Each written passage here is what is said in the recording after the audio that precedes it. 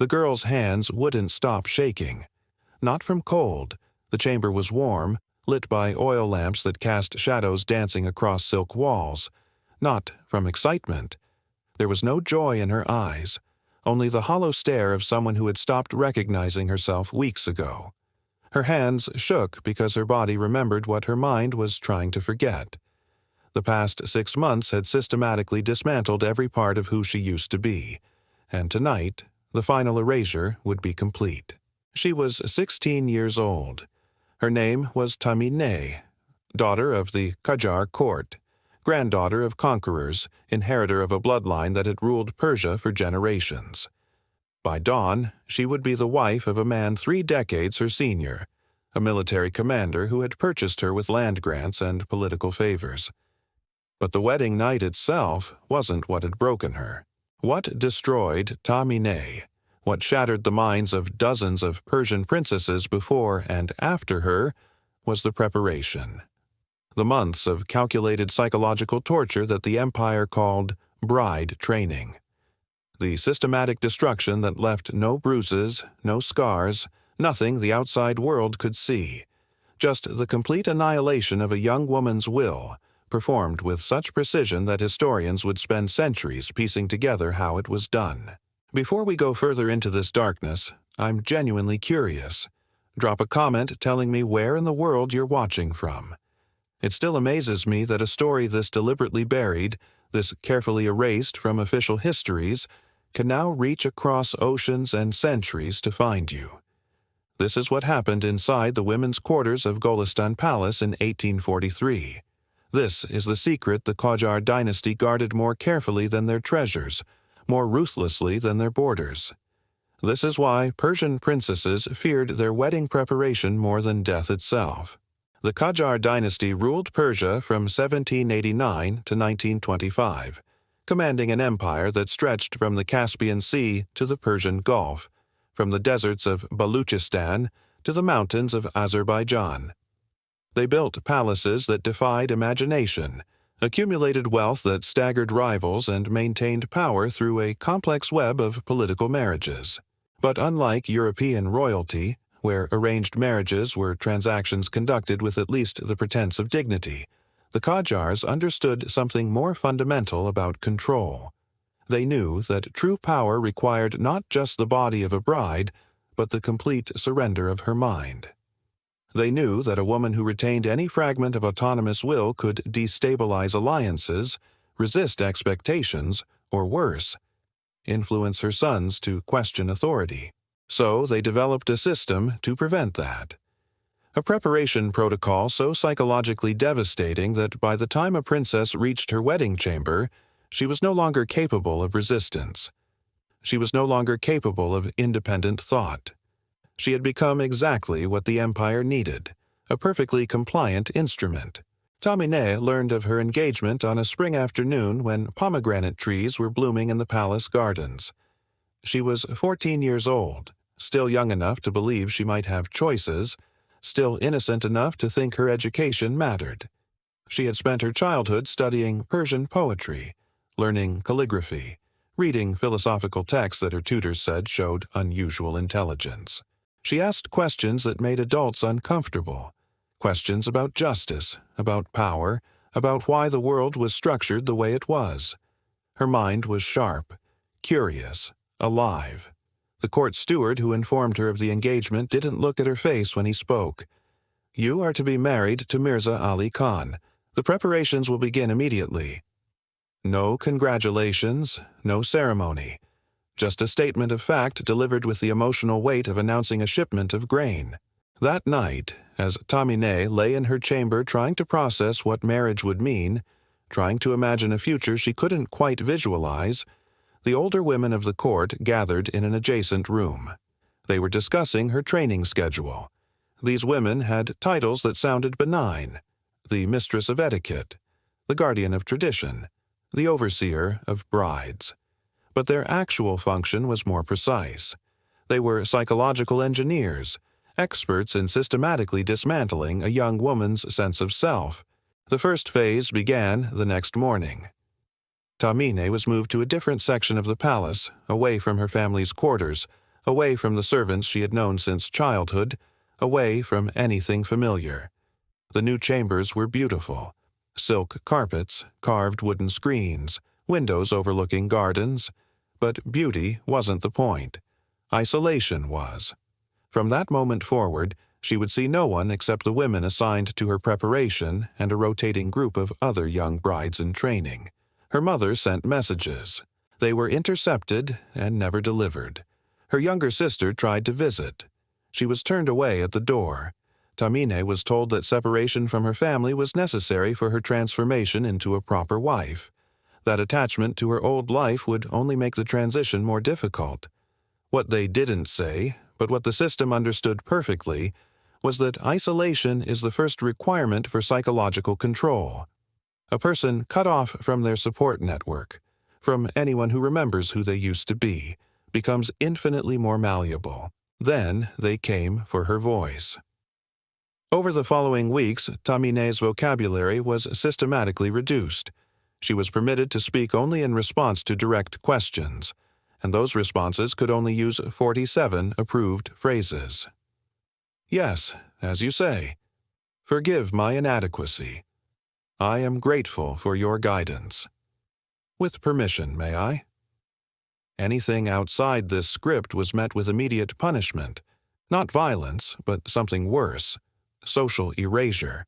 If she spoke an unapproved phrase, the other women in training were instructed to treat her as if she no longer existed. They would look through her, speak around her, occupy space as if she weren't there. The first time this happened, Tamine lasted 6 hours before she broke down crying.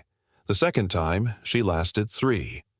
By the fourth occurrence, her mind had learned the lesson the system intended. Your words don't matter. Your thoughts don't matter. Your existence is contingent on perfect compliance. Language is how humans maintain their sense of self. When you can articulate your feelings, you reinforce your internal coherence, your continuity of identity. By restricting Tahmine to a handful of submissive phrases, the system wasn't just controlling her communication. It was dismantling her ability to think complex thoughts. Fear she couldn't name became ambient terror. Confusion she couldn't express became her baseline reality. Within a month, she stopped trying to speak voluntarily. Within 2 months, she sometimes forgot that speaking had ever felt natural. The movement training began in her 3rd month of preparation. An older woman named Zainab, whose face seemed carved from stone and whose eyes never held warmth, took charge of Tamine's physical conditioning. This wasn't dance or deportment in any conventional sense. This was the systematic reprogramming of her body to express submission at the muscular level.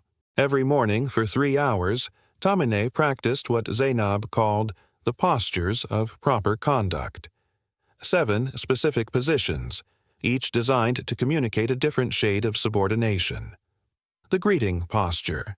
Spine curved forward, neck angled downward at exactly 30 degrees. Not 25, not 35, precisely 30. Eyes lowered before the body begins to bow. The listening posture, hands folded at the waist, weight shifted back on the heels to occupy less space, head tilted to expose the neck in a gesture of vulnerability. The receiving posture, kneeling with knees apart, palms upturned, body language that communicated complete openness to whatever would be imposed. Each posture had to be held until muscles screamed. Each had to be repeated until Tamine's body assumed these positions automatically, without conscious thought. Zainab would circle her like a hawk evaluating prey, occasionally adjusting the angle of her spine with sharp jabs, pushing her shoulders down, pressing her neck into the correct submissive tilt. "Your body betrays your pride," Zainab would say coldly. "We can see the arrogance in how you hold yourself. Do you think Mirza Ali Khan wants a wife who moves like she owns space? You own nothing, not even your own flesh." Again. The psychological impact was devastating.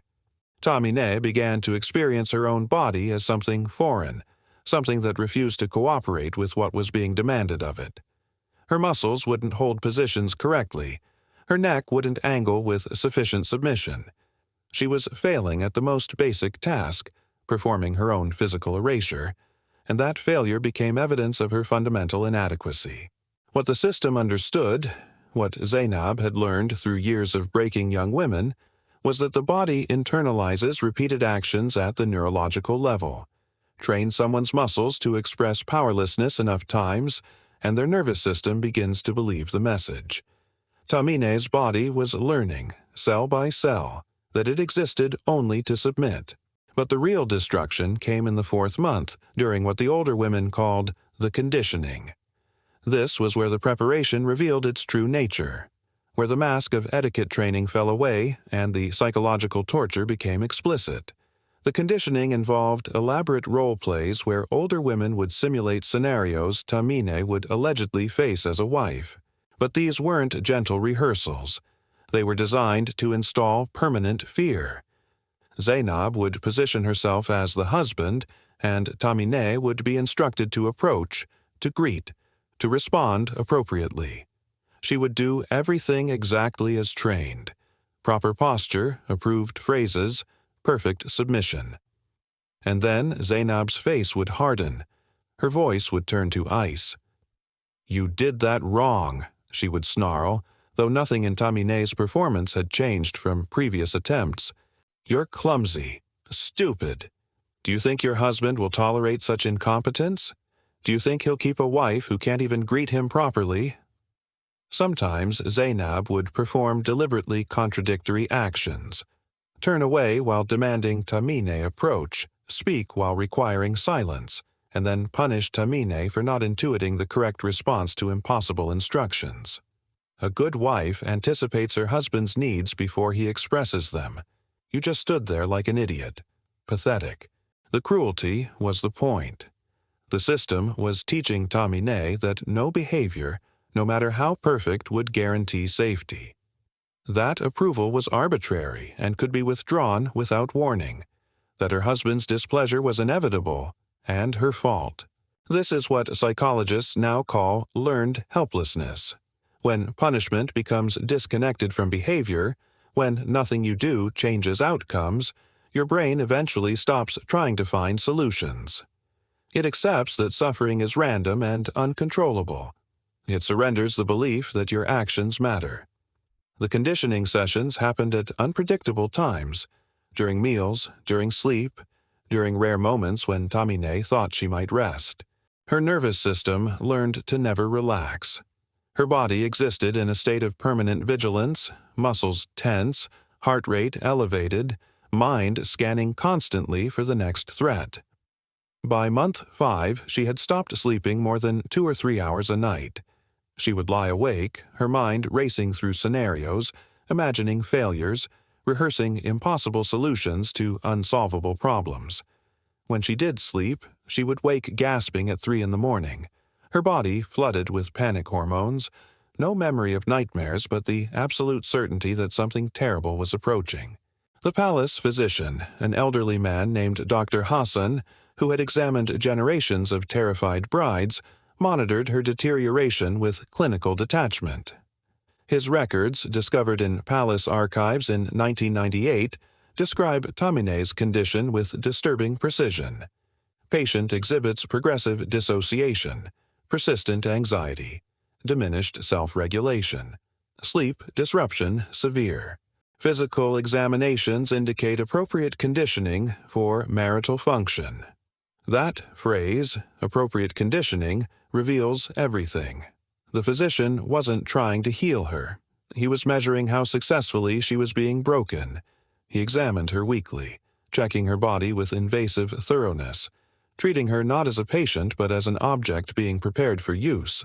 These examinations taught Tamine what the psychological torture had been building toward. Her body was not her own.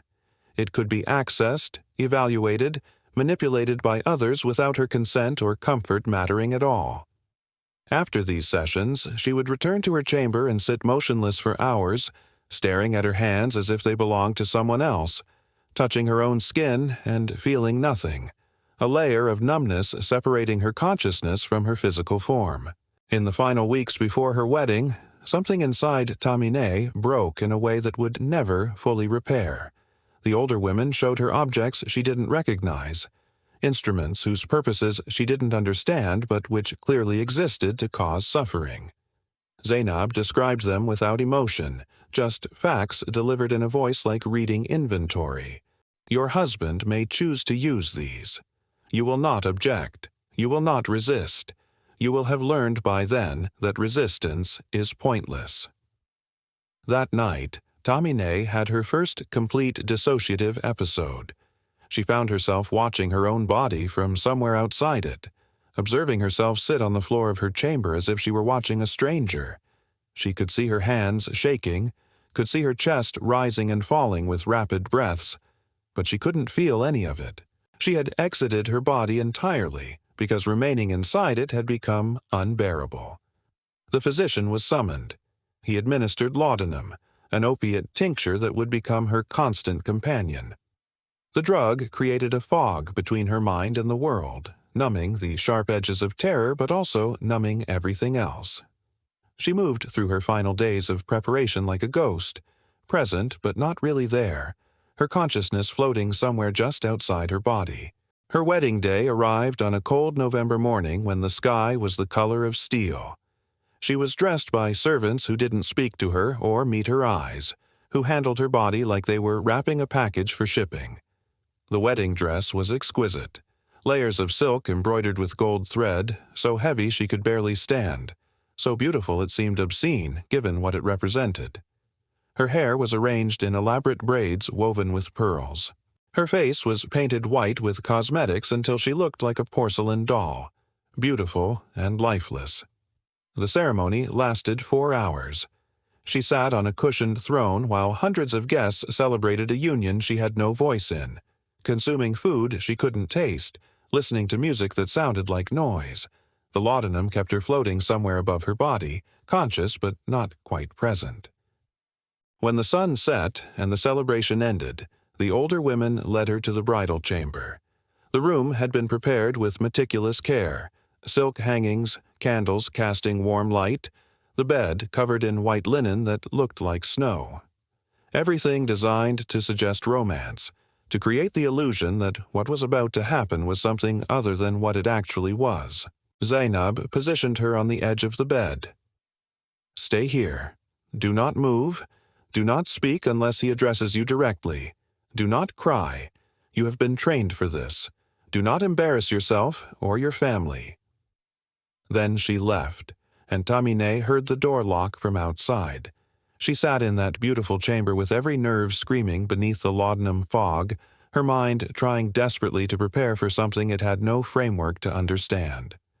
She tried to remember the conditioning, the postures, the approved phrases, but her thoughts scattered like birds. She couldn't hold on to anything coherent. All she knew was that the girl who had loved Persian poetry, who had asked profound questions about justice and power, who had believed her mind might matter, that girl was gone. She had been systematically erased over 6 months of calculated psychological destruction. What remained was a shell programmed to submit, and even the shell was fracturing. When Mirza Ali Khan entered the chamber an hour later, partially drunk and smelling of wine, he didn't greet her or speak to her name. He simply began to undress. Tamine watched from somewhere far away, the dissociation so complete that what happened next occurred to her body but not to her consciousness. She had learned too well how to leave. The morning after, the older women entered to inspect the sheets for proof of consummation. Finding what they needed, they departed satisfied that the transaction had been successfully completed. And somewhere in that beautiful chamber with dawn light filtering through silk curtains, Tamine began to scream. Not the screams that had happened during the night. There had been none. Her training had been too thorough for that. These were the screams that came after when the dissociation failed and she suddenly re-inhabited her body and felt everything at once. 6 months of accumulated terror, violation, erasure, the complete destruction of who she had been, all crashing down simultaneously. Guards in distant corridors pressed their backs against walls, trying not to hear.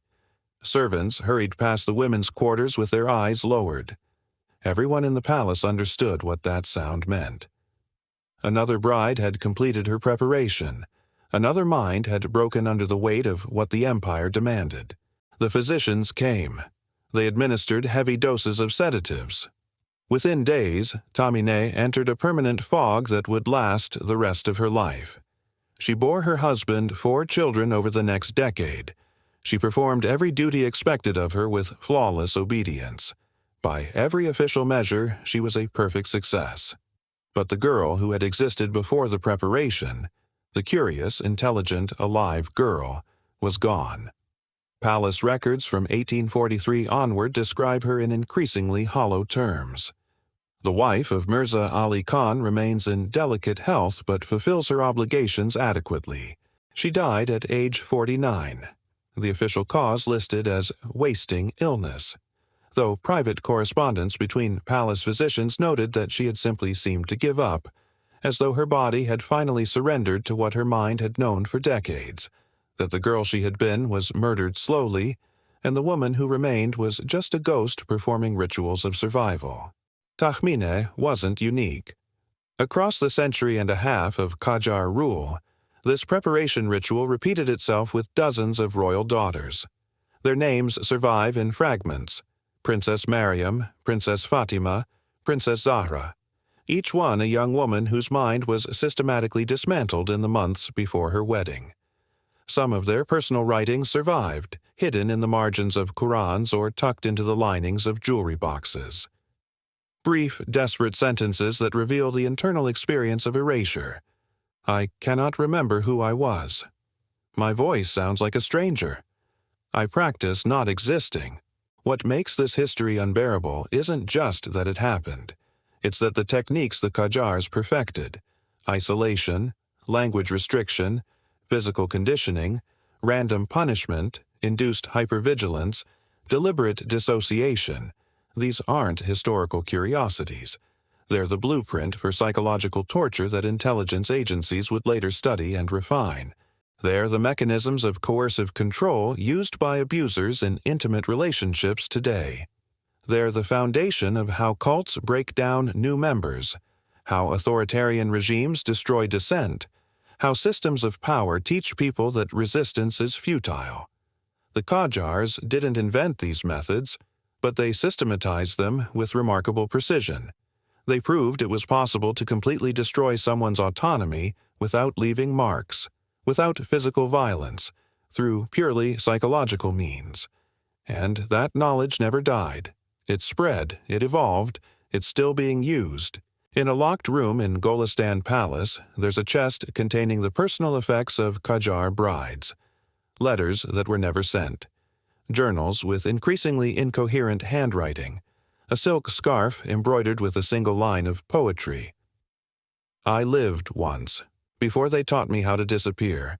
The chest was sealed in 1910 and remained unopened until researchers gained access in 2003.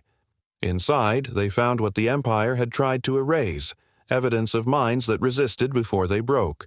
Proof that these women understood what was being done to them even as they lost the ability to fight it.